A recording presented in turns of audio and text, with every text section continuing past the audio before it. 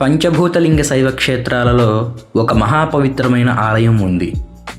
ఆ ఆలయంలో ప్రధాన గర్భగుడిలో నటరాజస్వామి దర్శనమిస్తారు.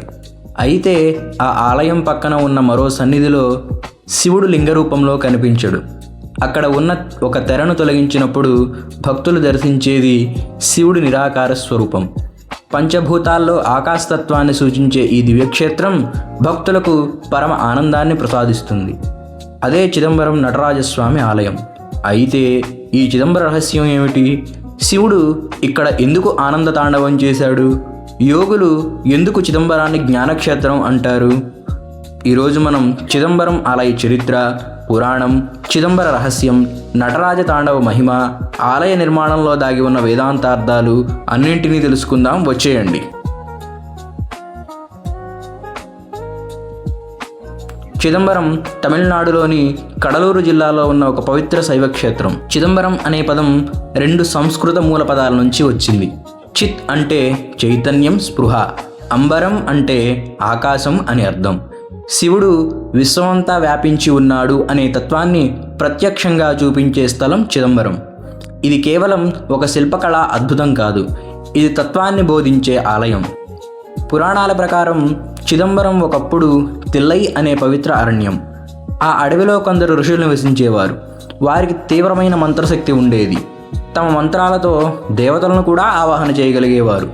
అలాంటి అహంభావం వారిలో బాగా పెరిగిపోయింది. అప్పుడు పరమశివుడు వారి అహంకారాన్ని తొలగించేందుకు ఒక అద్భుతమైన లీల ఆడాడు. ఆయన భిక్షాటనమూర్తి రూపంలో, అంటే ఒక దివ్య భిక్షువులాగా తిల్లై అరణ్యంలోకి ప్రవేశించాడు. ఆ రూపాన్ని చూసిన ఋషిపత్నులు ఆ భిక్షువులోని దివ్యత్వానికి మోహితులయ్యారు. అది చూసిన ఋషులు దాన్ని తమ అవమానంగా భావించారు. వారు తమ మంత్రశక్తితో మొదట పాములను ఆవాహన చేశారు.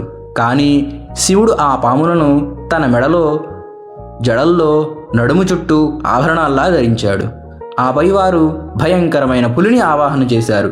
శివుడు ఆ పులిని సంహరించి దాని చర్మాన్ని తన వస్త్రంగా ధరించాడు. చివరికి వారు తమ సమస్త శక్తిని కూడగట్టి ములయకన్ అనే రాక్షసుణ్ణి ఆవాహన చేశారు. ఆ రాక్షసుడు అహంకారానికి, అజ్ఞానానికి ప్రతీక. అప్పుడు పరమశివుడు చిరునవ్వుతో ఆ రాక్షసుడి వీపుపై కాలు మోపి అతన్ని అదుపులో పెట్టి ఆనంద తాండవం ప్రారంభించాడు. ఆ తాండవం సాధారణ నృత్యం కాదు, అది సృష్టి స్థితి లయల దివ్య నృత్యం. అది చూసిన ఋషులు ఇతడు సాధారణ భిక్షువు కాదని, సాక్షాత్తు పరమశివుడే అని తెలుసుకుని ఆయన పాదాలకు శరణాగతి అయ్యారు. శివుని ఆనంద తాండవం గురించి విన్న ఆదిశేషుడు ఆ దివ్య నృత్యాన్ని చూడాలని తపించాడు. అప్పుడు శివుడు ఆదిశేషుణ్ణి ఆశీర్వదించి భూమిపై పతంజలి మహర్షిగా జన్మించమన్నాడు. అక్కడే మరో మహర్షి వ్యాఘ్రపాదుడు కూడా శివారాధనలో నిమగ్నుడై ఉన్నాడు. పుష్పాలు సేకరించేటప్పుడు ముళ్ళు, రాళ్ళు కారణంగా ఆయన కాళ్ళు గాయపడేవి. ఆ మహర్షి భక్తిని చూసిన పరమేశ్వరుడు ఆయనకు పులికాళ్లను అనుగ్రహించాడు. అందువల్ల వ్యాఘ్రపాదుడు చెట్లపైకి సులభంగా ఎక్కి తేనెటీగలు తాకని తాజా పుష్పాలను సేకరించి శివునికి సమర్పించగలిగేవాడు.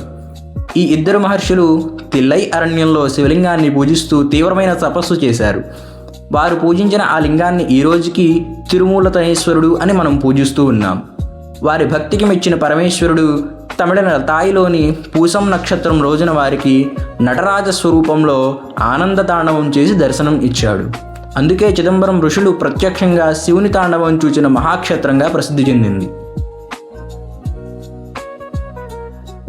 చిదంబరం ఆలయంలో అత్యంత ప్రసిద్ధమైన విశేషం చిదంబర రహస్యం. గర్భగుడిలో నటరాజస్వామి విగ్రహం ఉంటుంది. అతని పక్కనే ఒక తెర ఉంటుంది. ఆ తెర వెనక ఏ విగ్రహమూ ఉండదు. తెర వెనుక బంగారు బిల్వపత్రాలు వేలాడుతూ కనిపిస్తాయి. అది శివుని సాక్షాత్ ఉనికికి ప్రతీక. ఆ ఖాళీ స్థలాన్ని శివుని నిరాకార స్వరూపంగా భక్తులు పూజిస్తారు. అంటే శివుడు కేవలం ఒక రూపంలోనే ఉండడు. ఆయన ఆకాశంలా అంతర్యామిగా, నిరాకారంగా, సర్వవ్యాప్తిగా ప్రతి అణువు కూడా ఉన్నాడు అని అర్థం. అంతేకాక అక్కడ ఉన్న తెర బయట భాగం నలుపు రంగులో ఉంటుంది. ఇది అజ్ఞానాన్ని సూచిస్తే తెర లోపలి భాగం ఎరుపు రంగులో ఉంటుంది. ఇది జ్ఞానం, ఆనందాన్ని సూచిస్తుంది. తెర తొలగించినప్పుడు అజ్ఞానం తొలగి జ్ఞానంతో భగవంతుని అనుభవించడం అని మనం అవగతం చేసుకోవాలి. అందుకే భక్తులు చెబుతారు, చిదంబర రహస్యం అనేది శివుణ్ణి కళ్ళతో చూడటం కాదు, అజ్ఞానాన్ని తొలగించి ఆయన ఉనికిని అనుభవించటం అని. భారతదేశంలో శివునికి 5 ప్రధాన క్షేత్రాలు పంచభూతాలను సూచిస్తాయి.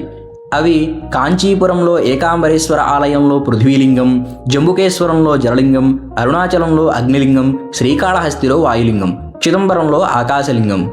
మన శరీరం కూడా ఈ 5 తత్వాలతోనే నిర్మించబడింది. విశ్వం కూడా ఈ 5 తత్వాలే.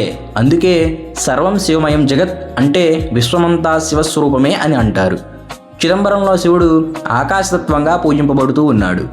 ఆకాశం అన్నది అన్నిటినీ ఆవరించి ఉంటుంది. అలాగే శివుడు కూడా అన్నిటిలోనూ అన్నిటికీ అతీతంగా ఉన్నాడు. చిదంబరం ఆలయంలో శిల్పకళలోనూ తత్వంలోనూ అత్యంత అద్భుతమైనది. ఈ ఆలయానికి 9 ద్వారాలు ఉన్నాయి. ఇవి మానవ శరీరంలో నవరంధ్రాలను సూచిస్తాయి. ఆలయంలోని గర్భగుడిని చిత్ సభ అని అంటారు. దానికి ఎదురుగా కనక సభ ఉంటుంది. ఇంకా ఆలయంలో 5 ప్రధాన సభలు ఉన్నాయి. చిత్ సభ గర్భగుడి, కనక సభ బంగారు మండపం, నృత్య సభ శివుని నాట్యవేదిక, రాజసభ ప్రసిద్ధ 1000 స్తంభాల మండపం, దేవసభ పంచమూర్తుల స్థానం. ఈ 5 సభలు శివుని దివ్య నృత్యానికి సంబంధించిన ఆధ్యాత్మిక మరియు తాత్విక చిహ్నాలు. చిదంబరం ఆలయంలోని కనక సభ పైకప్పు బంగారు పలకలతో కప్పబడి ఉంటుంది. ఆ పైకప్పు 21,600 బంగారు పలకలు ఉన్నాయి. ఇవి మనిషి రోజు తీసుకునే 21,600 శ్వాసలను సూచిస్తాయి. ఆ బంగారు పలకలను బిగించడానికి 72,000 బంగారు మేకలను ఉన్నట్లుగా చెబుతారు. అవి మానవ శరీరంలోని 72,000 నాడులను సూచిస్తాయి. అంటే ఈ ఆలయం మనిషి శరీరాన్ని పోలి ఉండేలా నిర్మించబడింది. ఇంకా 28 స్తంభాలు, 28 శైవ ఆగమాలు, అలాగే 64 దూలాలు, 64 కళలు, 9 కలశాలు, 9 శక్తులను సూచిస్తాయి. ఈ ఆలయం మొత్తం వాస్తు మాత్రమే కాదు, శరీరం, శ్వాస, నాడులు, శక్తి అన్నింటి సారాంశం. చిదంబరం ఆలయంలోని ప్రధాన దేవుడు నటరాజస్వామి. నటరాజు అంటే నాట్యానికి రాజు. ఇక్కడ శివుడు ఆనంద తాండవం చేస్తూ ఉంటాడు. ఈ తాండవం 5 దివ్య కార్యాలకు ప్రతీక: సృష్టి, స్థితి, సంహారం, తిరోభావం, అనుగ్రహం. నటరాజస్వామి చేతిలో ఉన్న ఢమరుకం సృష్టినాదానికి ప్రతీక, అభయముద్ర రక్షణకు ప్రతీక, ఇతర చేతిలో ఉన్న అగ్ని సంహారానికి ప్రతీక, క్రింద నలిగిపోతున్న ములేకన్ అనే రాక్షసుడు అజ్ఞానం అహంకారానికి ప్రతీక, ఎత్తిన పాదం ముక్తికి సంకేతం. అందుకే నటరాజస్వామి రూపం శివుని అత్యంత లోతైన తాత్విక రూపం. చిదంబరం ఆలయ సముదాయంలో అనేక ఉప ఆలయాలు ఉన్నాయి. వాటిలో శివకామసుందరి అమ్మవారి ఆలయం, తిరుమూలతనేశ్వర లింగం, గణేశ ఆలయం, మురుగన్ లేదా సుబ్రహ్మణ్య స్వామి ఆలయం, దక్షిణామూర్తి, చండికేశ్వర స్వామి, 63 నాయన్మారుల సన్నిధులు ఉన్నాయి. గోవిందరాజ పెరుమాళ్ ఆలయం కూడా ఈ ఆలయ ప్రాంగణంలో ఉంది. అంటే ఈ ఒకే ఆలయంలో శైవ వైష్ణవ సాంప్రదాయాల సమన్వయం కూడా కనిపిస్తూ ఉంటుంది. చిదంబరం ఆలయంలో అత్యంత ముఖ్యమైన పండుగల్లో ఒకటి ఆరుద్ర దర్శనం. తమిళంలో దీన్ని తిరువాదిరై అని అంటారు. ఇది తమిళ నెల మార్గళిలో జరుగుతుంది. ఈ రోజున నటరాజస్వామికి మహా అభిషేకం, విశేష అలంకారం, రథోత్సవం, దివ్య ఊరేగింపులు నిర్వహిస్తారు. చిదంబరంలోని కనకసభలో నటరాజుని ఆరుద్ర దర్శనం అత్యంత పవిత్రంగా భావించబడుతుంది. భక్తుల విశ్వాసం ప్రకారం ఈ రోజున నటరాజస్వామిని దర్శిస్తే ఎన్నో జన్మల పాపాలు తొలగిపోతాయి, మనస్సులోని అశాంతి నశిస్తుంది, జీవితంలోని అడ్డంకులు తొలగుతాయి, ఆధ్యాత్మిక జ్ఞానం పెరుగుతుంది, కుటుంబంలో శాంతి నెలకొంటుంది, విద్య, కళల్లో అభివృద్ధి కలుగుతుంది. చిదంబరంలో జరిగే ఆరుద్ర దర్శనం శివుని ఆనంద తాండవాన్ని సాక్షాత్కరించే పండుగగా భావించబడుతుంది. చిదంబరం ఆలయంలో రోజుకు 6 పూజలు నిర్వహిస్తారు. ఉదయం పల్లకీలో స్వామివారి పాదుకలను పవళింపు గది నుంచి గర్భగుడికి తీసుకువస్తారు. తరువాత నైవేద్యం, దీపారాధన, వేదపఠనం, పంచపురాణ పారాయణం, చిదంబర రహస్య దర్శనం అన్నీ విధి విధానాల ప్రకారం జరుగుతాయి. ప్రత్యేకంగా రాత్రి అర్ధజాము పూజ కూడా చాలా విశిష్టమైనది. భక్తుల నమ్మకం ప్రకారం ఆ సమయంలో విశ్వంలోని దివ్యశక్తి అంతా స్వామిలో విశ్రాంతి పొందుతుంది. చిదంబరం సముద్ర తీరానికి సుమారు 11 కిలోమీటర్ల దూరంలో, చెన్నైకి సుమారు 240 కిలోమీటర్ల దక్షిణంగా ఉంది. దాదాపు 40 ఎకరాల విస్తీర్ణంలో నిర్మించబడింది. తెలుగు రాష్ట్రాల నుంచి చిదంబరం చేరుకోవడానికి రైలు, బస్సు, కారు, విమానం వంటి సౌకర్యాలు ఉన్నాయి. రైలు బస్ అయితే 500 నుంచి 1500 రూపాయలు. అదే విమానంలో రావాలి అంటే సుమారు 4000 నుంచి 8000 ఖర్చు అవుతుంది. చిదంబరానికి సమీప విమానాశ్రయం తిరుచిరాపల్లి. అక్కడ నుంచి ఆలయం సుమారు 150 కిలోమీటర్ల దూరంలో ఉంటుంది. అలాగే ఇక్కడికి వచ్చిన తర్వాత హోటల్ 800 నుంచి 2000 వరకు ఉంటాయి. మీ బడ్జెట్ని బట్టి మీరు ప్లాన్ చేసుకొని చిదంబరం నటరాజ ఆలయాన్ని దర్శించవచ్చు. చిదంబరం నటరాజస్వామి ఆలయం కేవలం ఒక దేవాలయం కాదు, ఇది శిల్పకళా అద్భుతం, వేదాంత తాత్పర్యానికి ప్రతీక, శివుని సర్వవ్యాప్తి మహిమకు చిహ్నం, భక్తి జ్ఞానంగా మార్చే స్థలం. ఇక్కడ శివుణ్ణి విగ్రహంగా మాత్రమే కాదు, ఆకాశ స్వరూపంగా, సర్వవ్యాప్తిగా, ఆనంద తాండవమూర్తిగా పూజిస్తారు. అందుకే భక్తులు అంటారు, చిదంబరంలో శివుణ్ణి చూడటం అంటే కళ్ళతో చూడడం కాదు, హృదయంతో అనుభవించటం.